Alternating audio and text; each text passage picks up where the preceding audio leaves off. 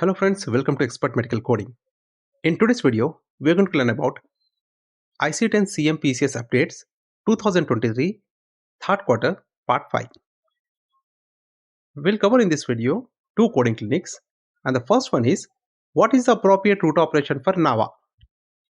Would the need for intubation in conjunction with NAVA affect route operation or not? And the next coding clinic is it appropriate to report gastrojejunal ulcer at the anastomotic site as a complication of the patient's previous gastric bypass surgery? So these two coding clinics we're going to cover today. So let us begin with the first one. What is the appropriate route operation for NAVA? That is neurally adjusted ventilatory assist.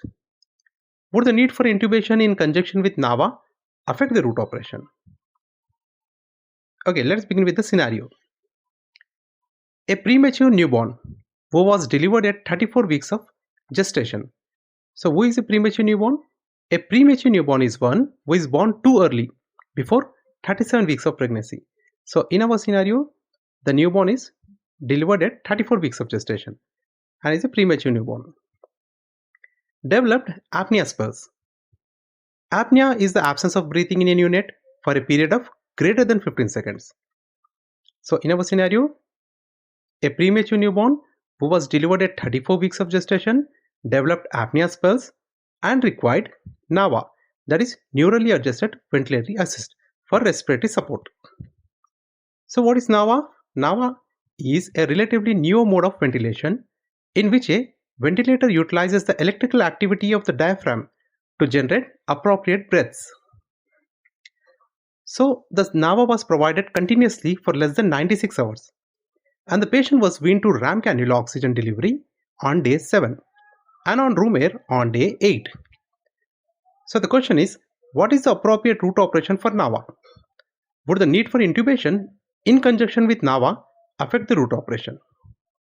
And the answer is, assign a code from table 5A0, that is extracorporeal or systemic assistance and performance physiological systems assistance for NAVA.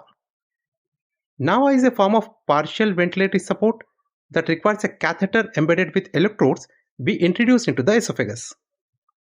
The electrical activity of the diaphragm is used to provide positive airway pressure through each inspiration and is appropriately captured using the route operation assistance. The insertion of the catheter is inherent to the NAVA and is not separately coded. If, however, NAVA is performed via intubation, assign the route operation performance. The specific code assignment depends on the number of hours that the patient receives respiratory support and if continuous or intermittent positive airway pressure is provided. So when the NAVA is documented and is done without intubation, then we have to take assistance as a route operation. And if NAVA is performed via intubation, then we have to take the route operation performance. Now let's move to the next scenario, next coding clinic. And the question is, a 72-year-old patient with a surgical history of gastric bypass surgery.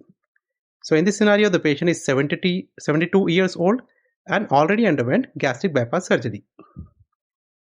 Now presented for an EGD due to gastric bleeding and melena. So now the patient has gastric bleeding and melena. For that, he presented for an EGD. So the patient was diagnosed with a large cratered anastomotic ulcer, which was documented as the likely cause of the bleeding. So after EGD was done, the patient was found to have cratered anastomotic ulcer, as you can see in the image, at the anastomotic site. Now the question is it appropriate to report an ulcer at the anastomotic site as a complication of the previous gastric bypass surgery or not? And what are the appropriate diagnosis codes for anastomotic ulcer in this patient? Answer is, assign code K28.4 chronic or unspecified gastrojejunal ulcer with hemorrhage for anastomotic ulcer in a patient with GI bleeding. ICD-10 CM classifies anastomotic ulcers as a gastrojejunal ulcer rather than a surgical complication. So we should not take this as a surgical complication, but we have to take it as a unspecified gastrojejunal ulcer with hemorrhage. Gastrointestinal anastomotic ulceration is a common characteristic in a gastric to small bowel anastomosis. Thus, it would not be appropriate to report this condition as a surgical complication.